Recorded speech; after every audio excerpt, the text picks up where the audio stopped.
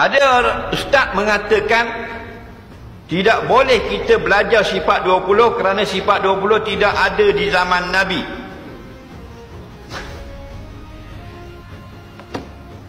Jarang ustaz begini. Dia kata, seorang ustaz kata sifat 20 tak ada zaman Nabi, jadi kita tak boleh belajar. Kalau gitu rosak habis agama. Zaman Nabi ada Sahih Bukhari? Cik jawab, ada tak?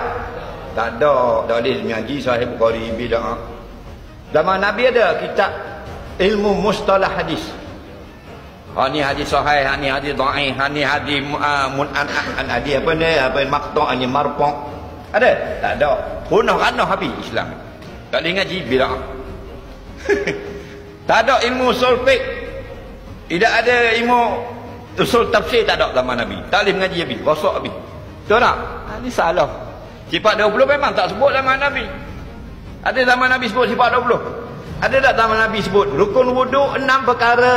Ada? Cuba baca hadis. Saya nak UPT. Nabi kata rukun wuduk 6 perkara. Ada? Mana ada? Allah sebut dalam Quran, fafsilu wujuhakum wa aydiyakum ilal marafiq wamsahu bi rusikum wa arjulakum ilal ka'bain. Innamal a'malu binniyat. Bada Allah ibda bima bada Allah bi. Itu 6 perkara. 4 daripada Quran, 2 daripada hadis. Sampai ke ulama baru buat rukun wuduk 6 perkara. Tiba-tiba tak ada zaman Nabi sebut rukun wuduk 6 perkara, kita tak boleh mengaji. Dia kata nak jadi ustaz nak bodoh.